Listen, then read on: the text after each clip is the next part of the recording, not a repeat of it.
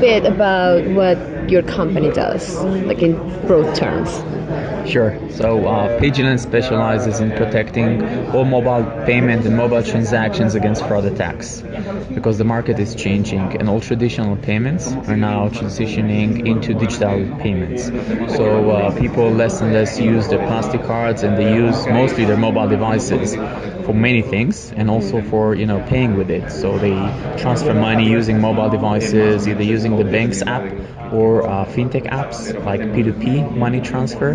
They more and more use it in stores, so they scan QR codes or they use contactless, which is becoming very popular, and so forth. And with this growth, clearly fraud is also on the rise, because fraudsters are always following the money. And what we do, we specialize in stopping this fraud, but at the same time also enabling a great user experience. So good people and good customers who are really using their mobile devices to do legitimate transactions and payments, they don't need to be bothered if it's really them. They do not need to get SMSs, they don't need to get phone calls, they don't need to be authenticated, as long as it's really them and the risk is very, very low. On the other hand, fraudsters who take advantage of stolen identities and stolen cards, and they use that in order to launch and commit fraudulent attacks, they need to be stopped. And we do this balance between the frictionless experience of the users and fraud losses that need to be detected and blocked. Okay, I want to use a personal example to talk a little bit about this. Last week, I lost my wallet, and I had my ID, my government-issued ID. I had a couple of bank cards, and I also had my gym ID and also identities within it. What can someone do with that, and what a company like yours does to protect someone dumb enough to do that? Yes, sure. Okay, so first of all, just bear in mind that if you ever made any online transaction using your card, your identity is already stolen. Okay, and fraudsters do take advantage of that in order to spend your money. Okay, it doesn't matter if it's physically your wallet was stolen and your physical card was stolen. They use this information in order to do fraudulent online transactions, mainly using mobile devices today, because on the web, for example, it is more difficult for them to do that and cash out at the end of the day. The mobile is more susceptible to fraud, and it's less protected, so it's easier for them to use the stolen identity, to use the stolen cards, and launch the transactions and cash out at the end of the day. What we do in this case, we actually look at what we call intelligence sets that map all the different fraud indicators that belong to each and every one of the customers. So we look at your device, and we know how to map it very accurately and very uniquely to say this device belongs to this person, used to do this and these transactions. So we have a very strong what we call behavioral map that can distinguish between you and other people using your stolen identities and stolen cards.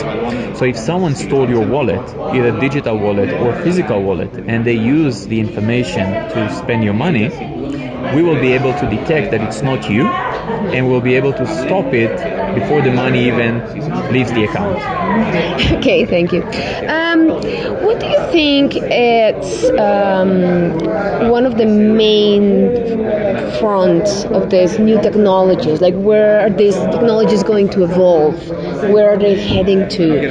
And do you have any concerns regarding the ethics or of these practices that are basically surveillance of some sort, that it's even if it's for our own safety? How does your company deal with that? Right. So first of all, what we did and our approach right from the beginning was not to only focus on rely on one factor. Okay, because when you're looking at the technologies today and the solutions out there, you can divide that to different types of solutions. Like one is just focusing on the transaction data analysis. How do you transact? Who do you transfer money to? In which places you buy? What is the amount? Which cards you're using, and so forth. Okay, and this alone just is not strong enough. Other companies and technologies focus on the way that what is called behavioral biometrics. How do you hold the device? What kind of pressure you put? All the sensors, etc. What we do, we're combining them all together. And the different blocks compensate each other because there are exceptions and there are extreme situations where each solution alone fails to detect the person, accurately. It doesn't mean that it's not a real person. So there is no real need to bother this person or to block the transactions only because the technology failed to detect the person accurately. In our case, each block or each intelligence set compensates others in extreme situations where this might not look like the real person behind the app and behind the transaction. With regards to privacy, this is really a key, and that's something that we took into account from day one. We designed the solution in such a way that the majority of the data required to authenticate and identify a person remains on the mobile device. So our solution is capable of computing data and coming up with a solution and detection results without compromising on privacy, because most of it doesn't even need to be sent to the server or to anywhere else. It can be done on the device itself without breaching the privacy of the person.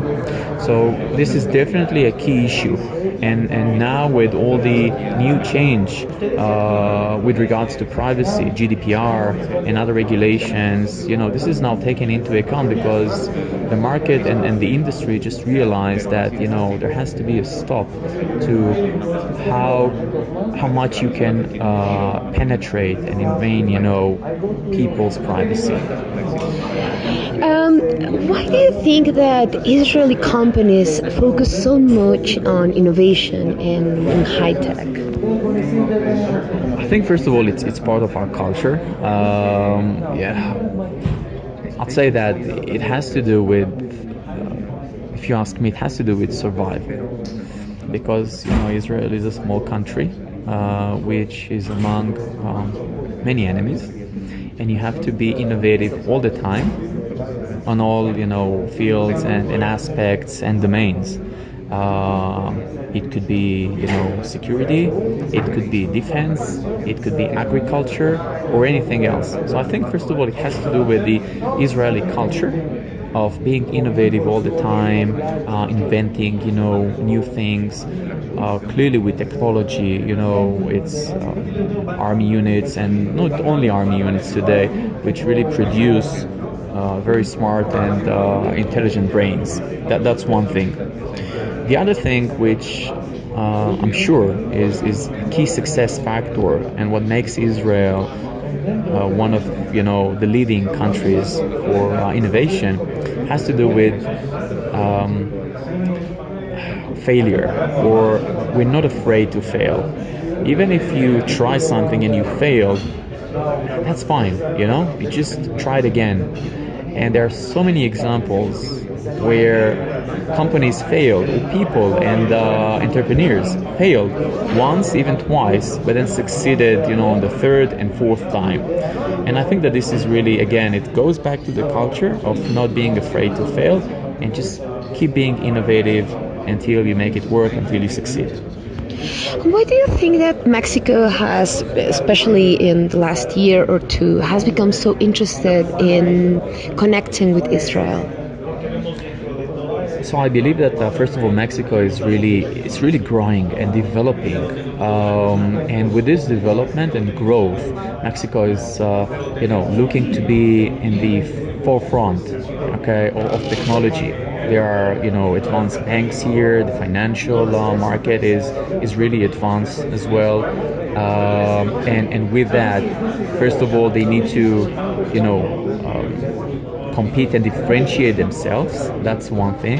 And secondly, due to this growth, they also have needs and they have requirements. And in order to address those needs, they need to use, state-of-the-art technologies. And I think that that's exactly the point where there is this, strong bond between Israel and Mexico, because Mexico is growing, the market is growing and developing, and Israel is,